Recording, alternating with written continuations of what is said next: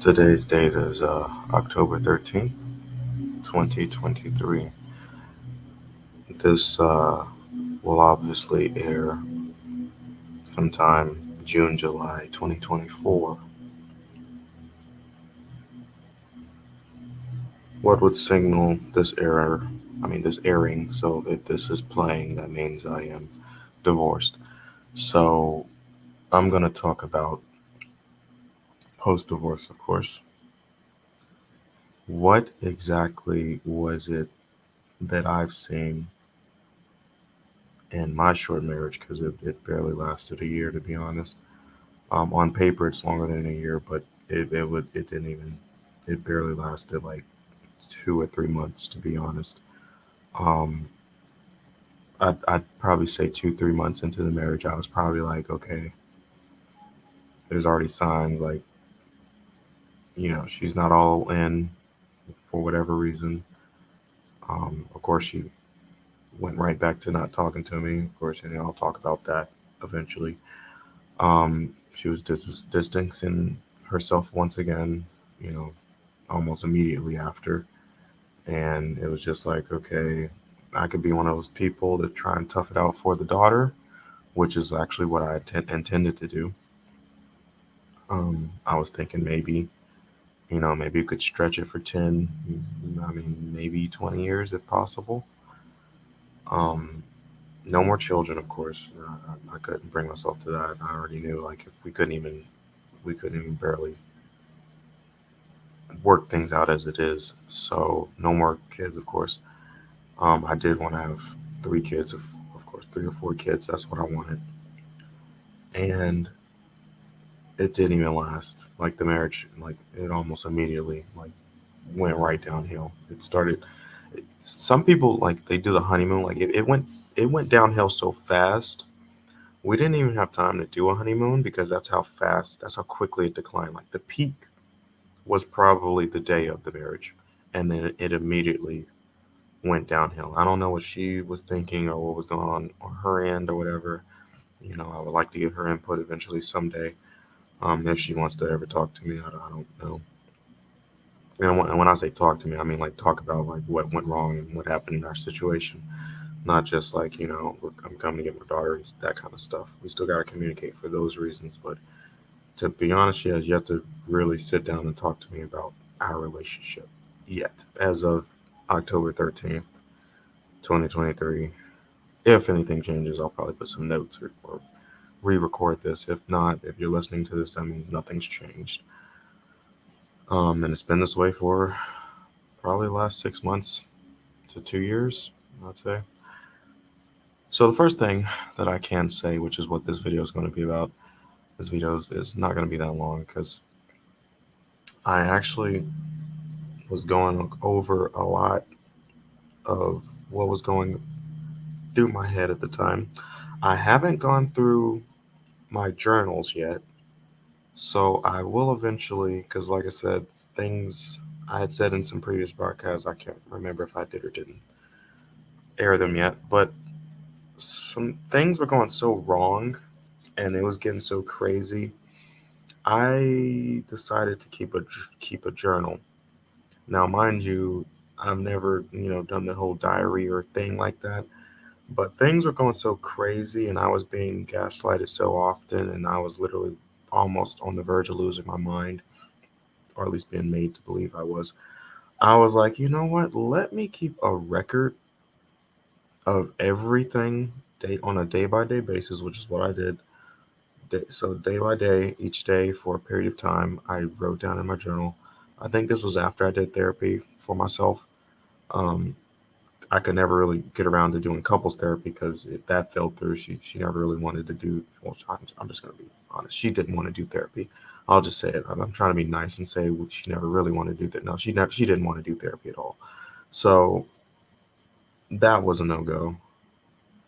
And the only thing I had was myself and the people around me.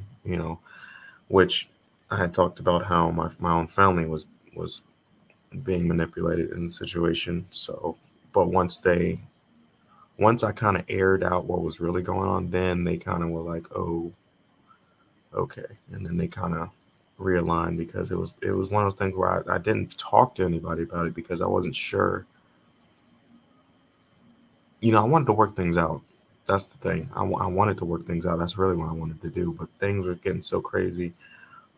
People were being turned against me. Things were being said. Um, and of course, I was keeping it all to myself. And then eventually I was like, you know what? Screw it. Everybody's literally being turned against me. Why am I the only one keeping my mouth shut about this? So I was like, fuck it. I'm going to tell the people that I need to know what's going on, what's the real. Showed some receipts and invoices, and they were like, "Oh, okay." So I didn't just say what was going on. No, I showed them video recordings, pictures, images, receipts, W-2s, uh, tax returns. Like I literally had everything.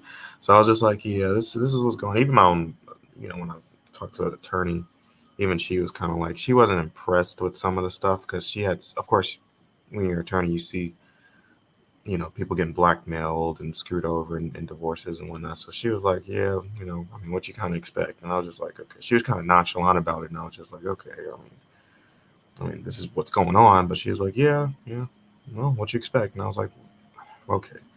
White lady, of course. She was insensitive. I mean, it's a job to her. But I thought that was funny. She was like, yeah, what you expect? So one of the first errors that I can say, I will admit this, um, I've always talked about how I love black women. I've always loved black women, and I've only dealt with seriously black women. I've never had, sexually. I've never been with uh, non-melanated women. I can say that because I've been with a Latina, but she was melanated. So, I've been with a black woman, with one Latina, uh, and that's it. Black women and okay, a Latina. That was it. That's all. That's preferably black, of course. I've always said that. And the crazy thing is, it didn't take until now, it's October 13th. I want to say, as I've constantly been going over this situation. And it's crazy. And I was hit dead center in the center of my freaking face with a very obvious reality because I had talked about how things were so crazy and it wasn't making sense. I was actually approaching the situation wrong. I will admit that. I committed an error. I mismanaged the situation terribly. For one, I could have managed it better to where I could have squeezed that 10, 15 years out of it had I known what I know now. And that's not even relating to what I'm about to talk about. That's actually more so about the personality thing, which I will eventually air that later. And I'll probably mention or refer to this video, but I could have actually squeezed that 10 to 15 years out. It would have been hell for me. Very, it would have very much been hell for me, but I could have squeezed it out because it would have taken a lot of maneuvering and management on my part. So I could have actually managed the situation a lot better on that part, based off of personality types. I could have managed that better because I had been dealing with that all my life, You know, one example being my mother. So that's kind of a hint for what's to come. But the other thing that I did not, I was very like that equation in my head. The one thing I was miscalculating in my head severely now that I think about it was I thought I was just dealing with a black woman. And if you follow me, there's some things that I have to talk about where it's like, okay, it should have been a lot more obvious to me, but appearances can in fact be deceiving. I was not in fact dealing with a black woman. I was dealing with a mixed woman. I know it's weird to think about that. No, I'm not talking about, well, actually somewhat Latina mix because part of her mix was in fact Puerto Rican. Her grandmother, her paternal grandmother, is white Puerto Rican. I'm talking about my ex-wife. Her paternal grandmother is white Puerto Rican. She could actually pass her white if she, she didn't. You can maybe be able to hear a little bit of a when people speak Spanish, you can probably hear a little bit in her voice, but not really. She could pass for white. As a matter of fact, from what I know, she's been working, as an accountant or something like that in corporate America.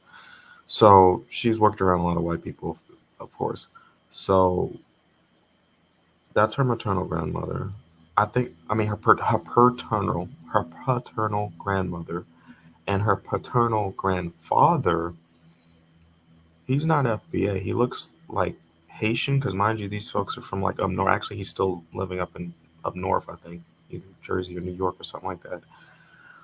Um, so if you're not familiar with those areas, especially today, it's like majority, you know, non-FBA black people up there. So they're almost like 80 to 90% immigrants up there.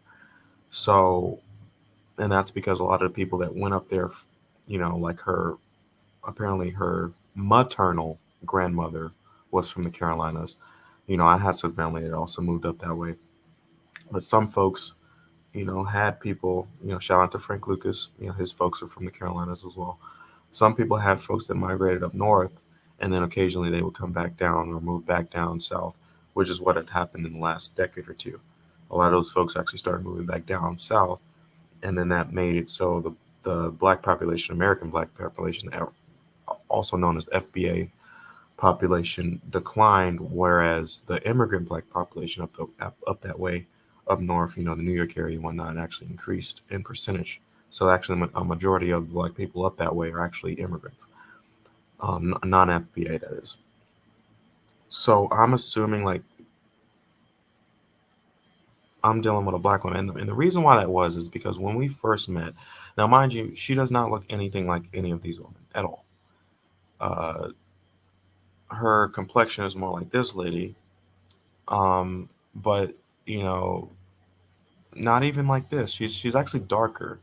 Like actually, her maternal side of the family is more this complexion, so she's actually one of the darker ones in her family, which I've me personally I didn't mind because I actually, like I said, I wanted a black woman, so she actually had the complexion of just a typical FBA black woman. That's what I wanted. She had the natural hair, no makeup, that kind of type of thing. That's exactly what I wanted. Um, but I didn't realize like okay, even her brother, her mom, her dad, like everybody in her family was lighter skinned than she was. She was the dark one. Um, and it didn't like I didn't. Now I'm thinking about it, I'm kind of hitting myself in the head because I'm like I didn't put two and two together like I should. Like I have a great grandfather or something that is white. I have some great grands that are actually Native American, on my grandmother's side and whatnot. So like I get it. Like we're not all, you know, not all of us are full blood. We're mixed to an extent. So I get that part. But I'm talking about she's like immediate mix. Like her grandparents aren't technically, like her father's technically not FBA, even though, from her account, he was when they were up north, I think it was like Jersey, Queens, or whatever. I think she was raised in Queens, born in Jersey, something like that. Um, and what it was she was. I remember we had those deep conversations when we were younger in college, and she was telling me about how her father was part of uh, the Nation of Islam and whatnot. Minister Farrakhan and all of them, right? So I'm thinking, okay, that's a black group. Of course, Muslim. That's one of the reasons why to this day she didn't eat pork and beef and whatnot, right? So that's one of the reasons why her diet was that way. It was influenced that way because when she was younger, and then eventually she moved down here and like went to high school and whatnot down here in the Carolinas. So she had a bit of a northern accent, but I can kind of tell it was brushed over. But when she got upset and angry, the northern accent came out. And I ain't gonna lie, I kind of find it a little, kind of attractive. It's different. It's exotic. So I'm like, hey, that northern, attitude comes out. Okay, cool. It adds some spice to it. But I was like, now I see like some of the things that had happened.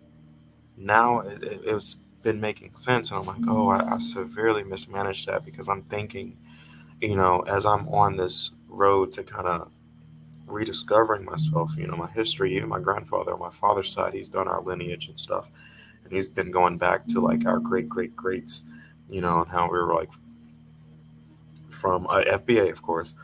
Even though his entire side of the family is lighter skin, but there are the lighter skin, because we have different tones as black people. That's the thing. So my father's side of the family is lighter skin as well, but then we're FBA on that side.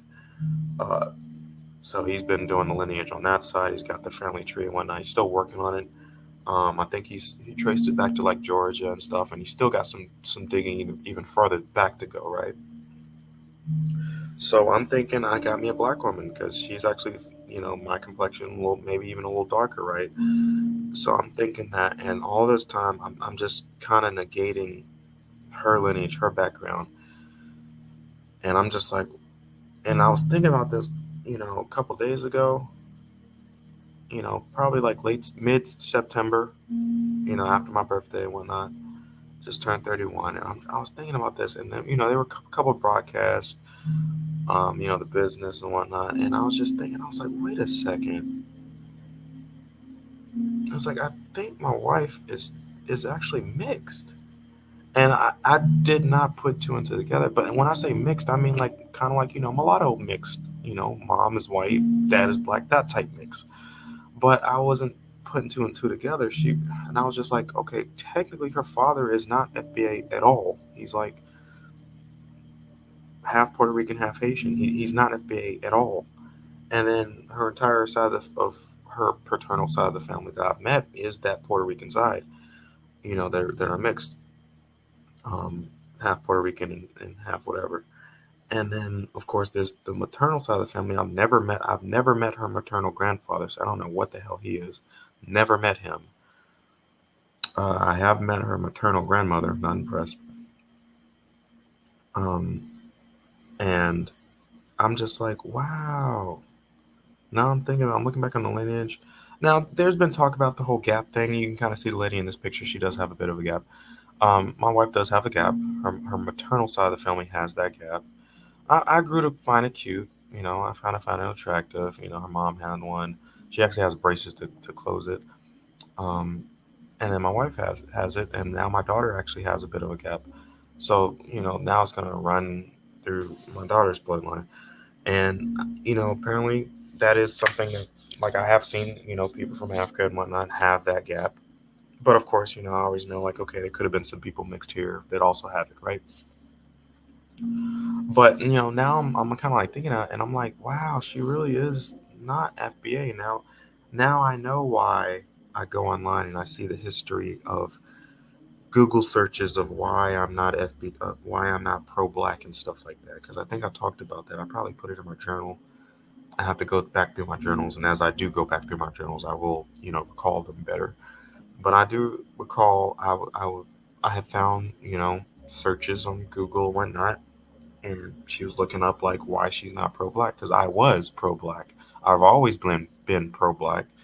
When we were younger, like, you remember how I said she was rooting for that whole, oh, my dad was part of the nation and this and that, and understanding racism and stuff. She was talking that lingo, and I'm thinking, okay, cool, I got me a black woman, she's down for me, she understands racism, etc., right?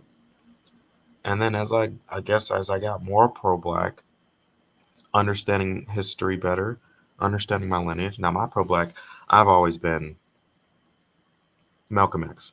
He has always been the man I respected the most out of all of them that I knew at the time. Now, this is before I knew of, Nellie Fuller Jr., before I knew of the Black Channel, and all that.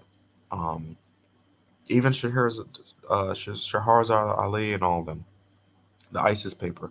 I wasn't aware of all of them.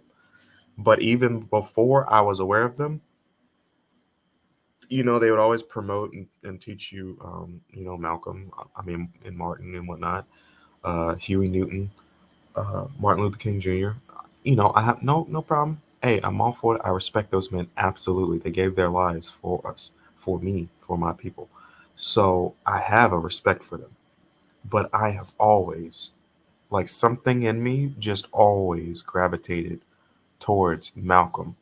And the more I learned about him, even like the last 2 or 3 years, even the more I learned about him, I respect him even more. And he has always been a favorite, a very respected man in my eyes, in my mind. And I always aspired to be like him. Because I was like, that's my type of man. That's the kind of man I want to become. And that's even before, like I said, I knew about the Black Channel, Nearly Fuller Jr., the ISIS paper, Dr. Francis Cresswell, all of them. Before I even knew about them, I was always Team Malcolm X, and of course, the name he later took on, El Hajj Malik El Shabazz, right? So I was always Team Malcolm X. So that kind of tells you a little bit about myself. Of course, also the Black Panthers, Huey Newton and them, absolutely. I was all for that. So I guess when she realized, okay, I was serious, I was learning more, I was trying and wanting to and desiring to teach my daughter more of this stuff. I was getting books. Like I'm looking at some of the books over here I got on my shelf. Carter G. Wilson, Miseducation of the Negro, Dirty Little Secrets. All of Dr. Carterson's books. I bought all of his stuff after I found the Black Channel, watched 7 a.m. and all those. Um, Black Labor, White Wealth. I'm reading them off. More secrets. More Dirty Little Secret. All of them. The ISIS paper also. I still gotta read some of these in my car with my reading glasses. Um, what do I have? I have Nilly Fuller Jr.'s book in my car right now as I speak. I have to go out there and get it with my reading glasses. I'm still reading these books. I've yet to read all of them, cover to cover. So I have all these books, and I remember I ordered all of them, and she was kind of looking at me funny. I was, looking at some of the documentaries by, Tariq Nasheed. Shout out to him. I'm not, I'm more like aligned with Jason Black and his way of thinking. I'm more of that. I respect, Tariq and whatever, what he offers and what he does. But I've always been more, similar to Jason Black, right? So as I was, watching more, of that, the Black Channel, I had these books. I noticed she kind of was distancing herself. Actually, now I think about it, this was part of what was contributing to her further distancing herself from me. I thought it was a way for us to come together because I'm thinking, okay, I'm Black, you're Black. You expressed, the interest in learning more about, Black in America. And little did I realize, I'm like, wait, she's mixed. She's not technically, you know, FBA like I am. And that's where I'm like, okay, I will admit I mismanaged this situation because I took it from the perspective that she was, Black like I am, FBA, and she was pro-Black. But, obviously, as I mentioned, like the searches that she did, why she's not pro-Black and all that stuff, literally, like verbatim, like Google searches. She was searching like why she wasn't pro-Black because I think she realized she's not for that, and she was I guess she was searching for why she wasn't, and that's why I'm saying what I'm saying. Is she really wasn't interested in any of that. Um, and as I learned, a lot of mixed children, they just kind of wish they didn't have to worry about that. And as I come to learn, a lot of them wish, if they're half Black, half white, a lot of them actually wish that they were just white. And they didn't have to worry about, you know, dealing and being Black in America. And now I'm thinking about it, the whole situation. I'm like, wow, I really fucked that one up, like from the jump. Regardless of being misled, it's like obviously her, now mind you, I didn't meet her paternal grandfather until some years later, but like I met her grandmother. She's Puerto Rican, but I'm thinking, okay, she's quarter Puerto Rican at best. And I severely fucked that one up. So that was my error for sure. and that was definitely a major contributor. I actually was not dealing with a black woman. I wasn't. I thought I had a black woman. I was actually dealing with a mixed woman. So, uh, at heart, that is. So I just, that was a fuck up on my part. I'll admit that. I will admit that. But I'm just gonna put that one. I'm just gonna put this one there. So I mismanaged that severely. I was not, in fact, dealing with a black woman. I was actually dealing with a mixed chick. More to come.